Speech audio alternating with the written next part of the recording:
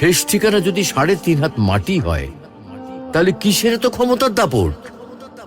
ভোর 5টায় মৃত্যু, সকাল 6টায় জানিয়ে দেওয়া হবে মাইকে, 8টায় শেষ গোসল করানো হবে, 9টায় তোমাকে নতুন কাপড়ে সাজানো হবে, জোহরের নামাজের পরে তোমার আলিশান বাড়ি থেকে বের করে নিয়ে যাওয়া হবে, 2টায় তোমার জানাজার নামাজ পড়ানো হবে, 2:30টায় তোমাকে কবরে নামিয়ে ফেলা হবে।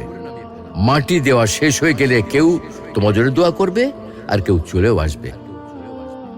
এই তো জীবনের শেষ আয়োজন।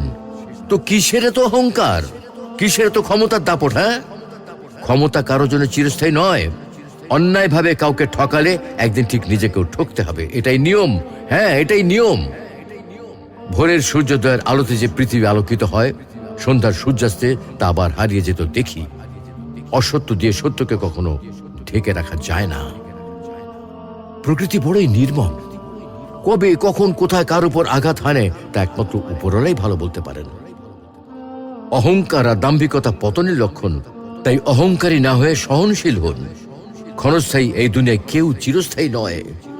এজন্য ভুলে যেতে হবে সব রঙিন স্বপ্ন, ফিরে আসতে হবে রবের দিকে, কারণ শেষ ঠিকানা তো সেই 3.5 হাত মাটি।